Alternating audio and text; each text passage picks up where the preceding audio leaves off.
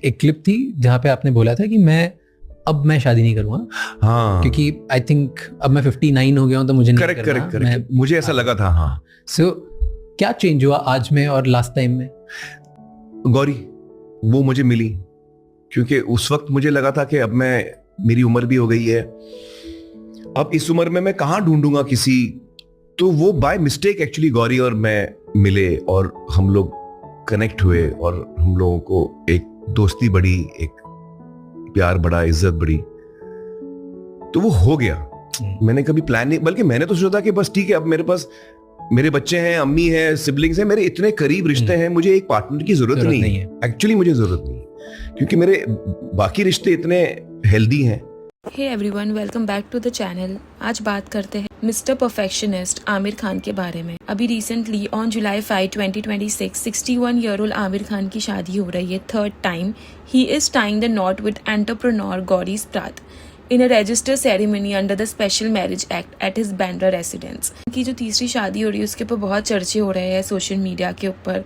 लोग उनके deep rooted relationship patterns, उनके पास अनएक्नॉलेज्ड अफेयर्स के रूमर और उनके फैमिली के इस so called modern progressive dynamic को लेकर काफी ज्यादा डिबेट कर रहे हैं। पहले एड्रेस करते हैं उनका जो साइक्लिकल रिलेशनशिप पैटर्न है उसके बारे में। अगर आप उनकी टाइमलाइन को ऑब्जेक्टिवली देखें तो ये कोई एक्सीडेंटल हार्ट ब्रेक की स्टोरी नहीं है, ये एक स्ट्रक्चर्ड पैटर्न दिखता है। 1986 में उन्होंने रीना दत्ता से शादी की थी, वो उनकी पहली शादी थी और उस मैरिज से उनको 2 बच्चे हुए, जुनैद एंड ईरा। और ठीक 16 साल बाद 2002 में उनका डिवोर्स हो गया। फिर लगान के दौरान उनकी लाइफ में किरण राव आई जो उनकी असिस्टेंट डायरेक्टर थी। 2005 में दोनों की शादी हुई और उस मैरिज से उन्होंने बर्थ किया आजाद को। और अभी ठीक 16 साल बाद 2021 में ये रिश्ता भी खत्म हो गया और अब उन्होंने गौरी से शादी की है जो उनके प्रोडक्शन हाउस के साथ क्रिएटिवली जुड़ी हुई है। अभी लोगों का कहना ये है, और ये काफी वैलिड पॉइंट्स भी है, कि does Aamir Khan blur the lines between his professional life, his creative Muses and his romantic impulses. जब भी उनकी लाइफ में कोई नया क्रिएटिव टैलेंट आता है उनकी मैरिज की स्टेबिलिटी कॉम्प्रोमाइज होने लगती है। जेनेरिक स्टेटमेंट देना कि मैं बहुत मशी और रोमांटिक बंदा हूँ is actually a very convenient emotional excuse. एक 61 ईयर ओल्ड मैन का कॉन्स्टेंटली अपनी लाइफ साइकिल को रीसेट करना और हर बार एक नए प्रोफेशनल कोलैबोरेटर के आते ही पुरानी शादी को रैप अप कर देना reflects a deep emotional restlessness and a lack of commitment, not personal evolution. और इस रेस्टलेसनेस और इमोशनल एम्बिग्यूटी का सबसे बड़ा एग्जाम्पल है उनका almost decade long unacknowledged equation with Fatima Sana Shaikh. Dangal और थग्स ऑफ हिंदुस्तान के वक्त से लेकर उनके आमने सामने पिकल बॉल मैचेस तक the industry and public watch this equation play out for years. Aamir ने हमेशा इस पर एक प्योरली प्रोफेशनल स्टांस रखा, पब्लिक स्टेटमेंट्स दिया कि ये रियल लाइफ और रियल लाइफ को मिक्स कर रहे हैं। अभी पब्लिक कॉलम्स और रूमर्स की माने तो आमिर खान और फातिमा सना शेख ब्लॉकबस्टिंग फिल्म दंगल में उनकी बेटी बनी थी और बाद में थग्स ऑफ हिंदुस्तान में उनकी हीरोइन, और उनका रिलेशनशिप नियरली अ डेकेड तक डिस्कस किया गया था।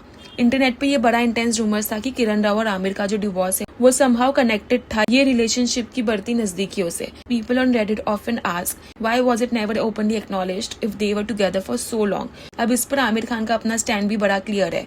जब थग्स ऑफ हिंदुस्तान के वक्त उनसे पूछा गया था कि उन्हें और फातिमा के कास्ट होने पर लोग सवाल उठा रहे हैं तो उन्होंने डायरेक्टली कहा था कि ना मैं असल में उसका बाप हूँ, ना मैं उसका बॉयफ्रेंड हूँ। We are making a film and audience are not naive. He explicitly defended the professionalism of the cast.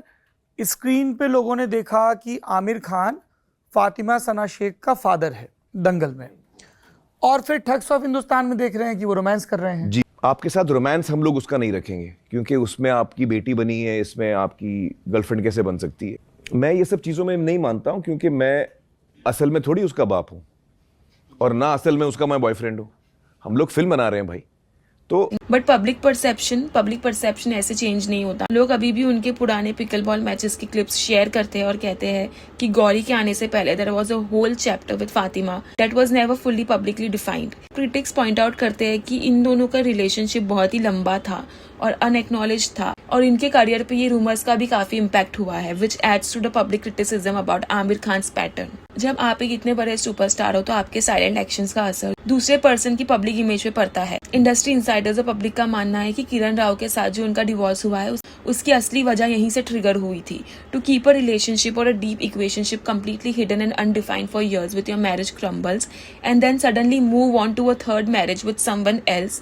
ये दिखाता है कि कितना सेल्फिश अप्रोच है इनका रिलेशनशिप्स को लेकर। It shows a man controls the whole narrative entirely on his own terms. मतलब जो भी वुमेन उनके लाइफ में इन्वॉल्व्ड है उसको पब्लिक स्क्रूटिनी पे छोड़ देना, उनको हर चीज फेस करनी पड़ती है अकेले, मीडिया ट्रायल्स हो, लेबल्स हो, just to keep his image clean. Now let's talk about the dynamic between his ex-wives, Reena and Kiran, and why the internet is calling it trauma bonding. अभी हाल ही में wedding से कुछ हफ्ते पहले आमिर, गौरी, रीना और किरण को एक ही गाड़ी में स्पॉट किया गया था। पब्लिक इसको मॉडर्न फैमिली गोल्स कहती है, पर अगर आप इस परफेक्ट पिक्चर के पीछे छिपे साइकोलॉजिकल अंडरकरंट को क्रिटिकली एनालाइज करें तो सच कुछ और ही निकलता है। अगर हम ऊपर से देखें तो बहुत ही प्रोग्रेसिव लगता है, मॉडर्न लगता है। किरण और आमिर पोस्ट डिवोर्स लापता लेडीज प्रमोट कर रहे हैं, रीना और किरण ईरा की शादी मैनेज कर रहे हैं, बट वाई? आमिर खान खुद एडमिट कर चुके हैं कि उनकी पर्सनालिटी बहुत ही ज्यादा ऑब्सेसिव है, डिमांडिंग और कंट्रोल फ्रीक है वो। He is a self-proclaimed perfectionist who expects everything to revolve around his vision. ऐसे हाइपर फोकस्ड और इंटेंस इंसान के साथ शादी में रहना इमोशनली ड्रेनिंग हो सकता है, एंड इट्स नॉट इजी, जिसका जिक्र उन्होंने खुद अपनी बेटी इरा के मेंटल हेल्थ पॉडकास्ट पर किया था, जहां उन्होंने एक्सेप्ट किया कि उन्होंने इयर्स ऑफ मैरिज काउंसलिंग ली थी और उन्हें रिलेशनशिप्स को लेकर गिल्ट और ग्रीफ प्रोसेस करना पड़ा। तो क्या ये एक्स वाइफ्स का आपस में इतना गहरा बॉन्ड सच में हाई लेवल मैच्योरिटी है, या फिर ये दो ऐसी औरतों का म्यूचुअल कोपिंग मैकेनिज्म है जिन्होंने एक ही डिमांडिंग सुपरस्टार पर्सनालिटी का इमोशनल वैक्यूम और ट्रॉमा झेला है? जब दो लोग एक ही तरह के हार्ट ब्रेक और रिजेक्शन से गुजरते हैं तो उनके बीच एक अनस्पोकन अंडरस्टैंडिंग बन जाती है जो सिर्फ वो दोनों ही जानती है। अभी ये तो मानना पड़ेगा, they aren't bound by the joy, they are bound by the shared experience of surviving his rigid patterns.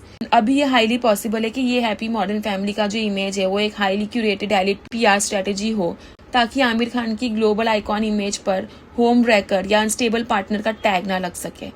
अभी ये लोग क्या कर रहे हैं कि ये जो बिजार सिचुएशन है जहाँ पे इनकी तीसरी शादी हो रही है, जहाँ पे ये लोग ये दिखाने की कोशिश कर रहे हैं कि आमिर खान इतना अच्छा है कि दोनों वाइफ्स अभी भी उनके कांटेक्ट में है, एक दूसरे से इतने फ्रेंडली टर्म्स पे है, ये दिखाता है कि ये लोग है ना बिजार सिचुएशंस को छुपाने के लिए एक ऊपर से ये दिखा रहे कि oh this is a modern family. They are probably normalizing it that this is sophistication, forcing the individual to compromise and smile for the cameras just to keep the peace around a powerful man, जिसके profession पर और business पर सबका career टिका हुआ है। अभी ये लोग सोफिस्टिकेशन के पीछे ये जो अजीब फैमिली डायनामिक है, ये जो प्रॉब्लमैटिक हरकत है, उसको छुपाने की कोशिश करते हैं। एक इंडिविजुअल को जो कि ट्रॉमा से गुजर रहा होता है उसको फोर्स करते हैं कि स्माइल करो कैमरा को देख के, हैप्पी दिखो। In the end Mr Perfectionist cinema में तो हर डिटेल को मास्टरफुली कंट्रोल कर लेते हैं, पर उनकी पर्सनल लाइफ उनकी स्क्रीन प्ले से भी ज्यादा फ्लॉड है। Supporting your ex wives financially and professionally is a basic duty, not a favour. But ऐसा इकोसिस्टम क्रिएट करना जहाँ पे सब लोग एक दूसरे के साथ सिस्टमैटिकली को एग्जिस्ट करे और साथ में प्ले अलोंग करे आपके जो चेंजिंग मैरिटल चॉइसेस है उसके ऊपर, it shows the sign of immense patriarchal ego, not emotional evolution. आपको क्या लगता है कि आमिर खान का ये पैटर्न एक मैनिपुलेटिव पर्सनैलिटी को दिखाता है जो सबको अपनी उंगलियों पर नचाता है, या फिर आपको लगता है कि इस क्रिटिसिज्म के पीछे कोई और सच्चाई है? अपना ऑनेस्ट ओपिनियन कमेंट सेक्शन में जरूर देना। मिलेंगे बहुत ही जल्द अगली पॉडकास्ट पे। See you in the next, bye.